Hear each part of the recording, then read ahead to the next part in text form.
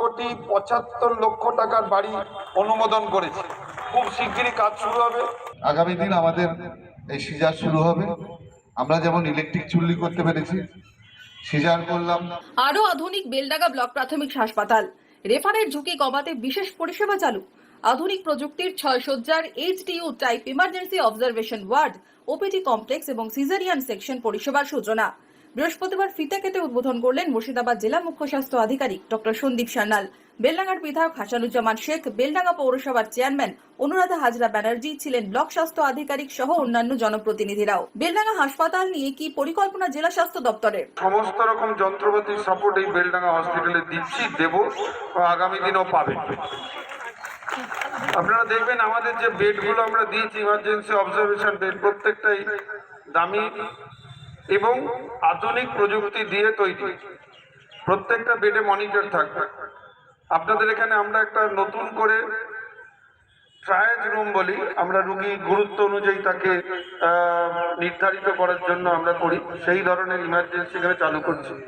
আপনারা দেখবেন আমরা একটা সুসজ্জিত মাইনর অপারেশন থিয়েটার দিয়েছি একতলাতে।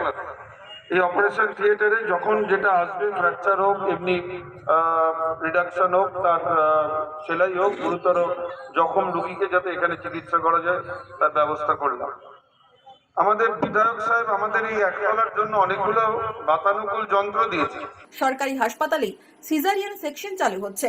ঘন্টায় 150 রোগীর রিপোর্ট বিশ্লেষণে বেলডাঙ্গা হাসপাতালে বসেছে বায়োকেমিস্ট্রি অ্যানালাইজার মেশিন।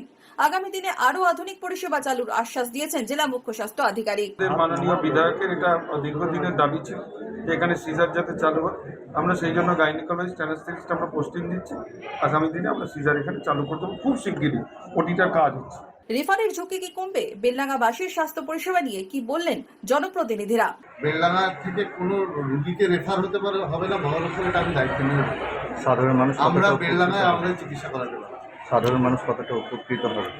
অবশ্যই উপকৃত হবে সাধারণ মানুষ। হাসানুজ্জামান শেখ দুটো হসপিটাল বেলডাঙ্গার বুকে তিনি উন্নতি করার চেষ্টা করেছেন এবং এই হসপিটালটা দুটো হসপিটালই আমার বেলডাঙ্গা পৌরসভার মধ্যে পড়ছে।